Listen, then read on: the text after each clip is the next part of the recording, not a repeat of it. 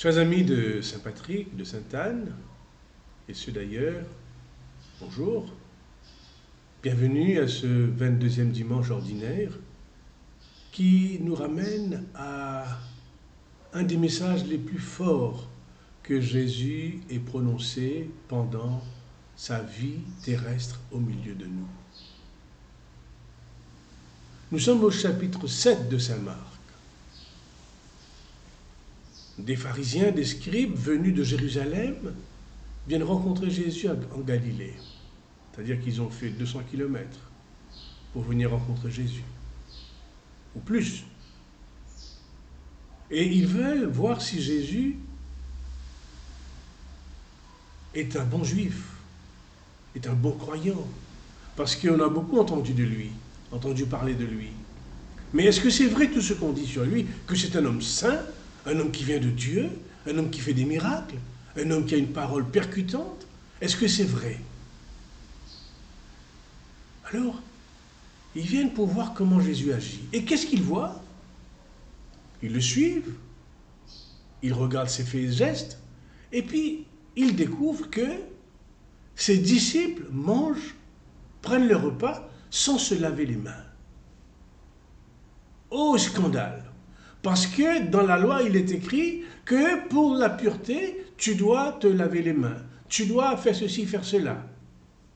Et c'est ainsi qu'on nous dit que dans le judaïsme, il y a beaucoup de règlements concernant la pureté, comment est-ce qu'il faut que les coupes soient lavées, dans quel plat qu'on peut manger, qu'on ne peut pas manger. Donc il y a une série de règles, et donc une des règles pour condamner les disciples, donc pour condamner Jésus, c'est de dire, mais tes disciples, ils mangent sans se laver les mains. Voilà la religion qui est faite de règles, de règlements. Et ici, Jésus ne condamne pas uniquement le judaïsme, mais toutes les religions, que ce soit le christianisme, l'hindouisme, l'islam, le bouddhisme, n'importe quelle religion, toutes les religions, parce que toutes ont fait des lois pour leurs disciples. Et les lois sont de toutes sortes, dans toutes sortes de compartiments de la vie. Nous connaissons une des lois les plus ridicules qui ont été faites par l'Église catholique. Il faut, après avoir mangé, il faut 1 heure pour prendre la communion. Alors, jusqu'à présent, les gens me disent, mais nous venons de manger, est-ce que nous pouvons communier? Et bien sûr, à l'époque, si vous communiez, c'était un péché. C'est ainsi que la religion, avec ses règlements, deviennent non pas une ouverture, quelque chose qui vous aide à vivre, mais un fardeau. Car il y a tellement de règlements, il y a tellement de fardeaux, qu'on dit on ne peut pas dans cette religion. Et ce que je dis du catholicisme vaut autant pour l'islam ou pour l'hindouisme. On vous dit quand vous faites le carême, il faut 15 jours pour le carême, pendant 15 jours il ne faut pas manger ceci, cela, si vous mangez la chair, etc., ben vous ne pouvez pas, votre carême est un mauvais carême. Devant Dieu, vous n'êtes pas pur.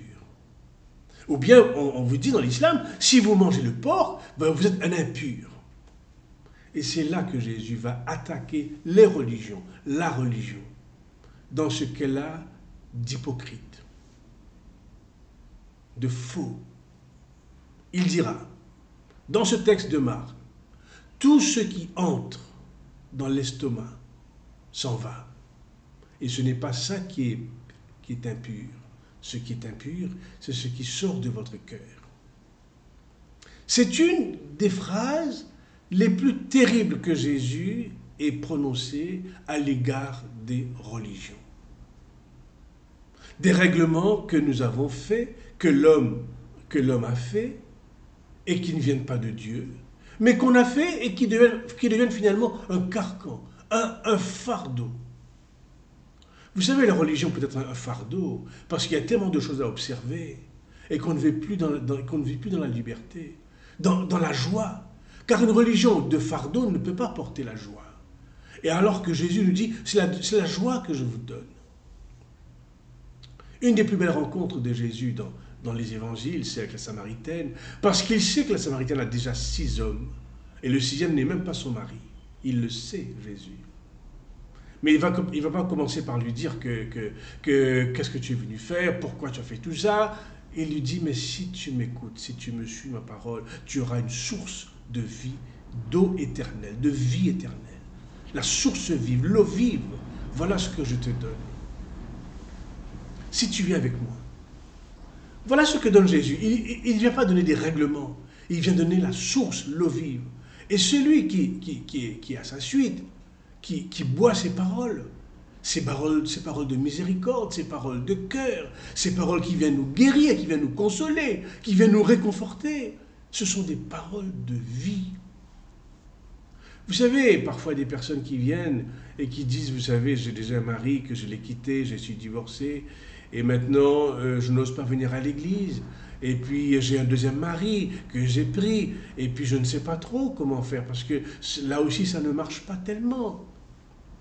Et j'ai envie de revenir à l'église, j'ai envie de communier, j'ai envie de reprendre l'évangile comme j'ai été il y a longtemps. C'est pas à moi de lui dire si elle doit communier ou pas. C'est pas à moi de lui dire de la juger par des règlements, qu'une fois divorcée, on ne peut pas se marier, etc. etc. Non, c'est pas sa question. Sa question, c'est est-ce qu'elle peut parler de Dieu? Est-ce qu'elle peut accepter Dieu dans son cœur? Est-ce que c'est possible? Est-ce que je suis digne? Voilà sa question. Sa question, c'est que Dieu t'aime comme tu es. Dieu ne regarde pas si tu as eu 2 maris, 3 maris, 5 maris ou 6 maris. Non. C'est ce qu'il te dit, c'est que si tu es avec lui, tu auras la source. Alors cette source, ça je suis sûr que tu l'auras. Et qu'en ouvrant ton évangile, tu verras ces paroles qui donnent la source, qui donnent la vie. Non, le Jésus que nous aimons, ce n'est pas un Jésus avec des règlements. Jésus n'a pas donné des règlements. D'ailleurs, de commandements, il n'y en a donné que 2. Que 2, c'est tout. Oui, parce que c'est une source, c'est une libération, c'est une délivrance. Ce n'est pas un fardeau que Jésus est venu porter sur nous. D'ailleurs, il nous dit, ce fardeau, il peut le porter pour nous. Il le porte avec nous. Il nous donne la vie. Non, c'est la plus grande critique que Jésus a faite vis-à-vis des religions. Les religions, nous avons fait, toutes les religions ont fait des règlements sur règlements. Et des règlements, au fond, qui sont plus humains que divins. Et Jésus est venu nous libérer des règlements pour nous dire, ce qui est important, c'est de le connaître, c'est de le suivre. Alors nous aurons la vie éternelle, nous aurons la source de vie. C'est une source, Jésus. C'est une joie, c'est une paix.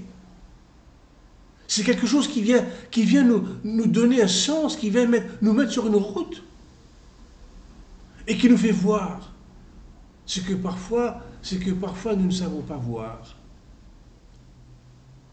Une chose que j'aime voir, c'est le matin à la messe, il y a une dame qui vient pour la communion, le matin à la messe de 6h30. Donc elle s'est levée très tôt, elle s'est préparée, elle est venue à la messe. Elle ne vient pas chercher la communion, elle me tend le front pour faire une bénédiction. Je ne sais pas si elle est mariée, divorcée, si elle est remariée, je ne sais pas. Mais ce que je sais, elle sait que son Dieu est avec elle, et que son Dieu l'aime, et qu'elle veut le rencontrer. Pour moi, ce sont des plus beaux exemples de la foi, de la vie à la suite de Jésus. Alors, ne restons pas enfermés dans les règlements, car Jésus nous dit, c'est ce qui sort de nous, du dedans qui est bon, que se trouve la pureté ou l'impureté. Alors nous savons que si nous sommes avec lui, alors il n'y aura que du bon qui sortira de nous. Alors merci Seigneur de nous donner cette invitation, de nous donner cette opportunité de vivre dans la joie, dans la paix, et que la religion, ce n'est pas un fardeau, mais une vraie libération. Alors à vous tous, je vous souhaite un dimanche libéré, un dimanche où vous vous sentez libre, léger, et que Dieu soit toujours avec vous. Bon dimanche, bonne semaine, à la semaine prochaine.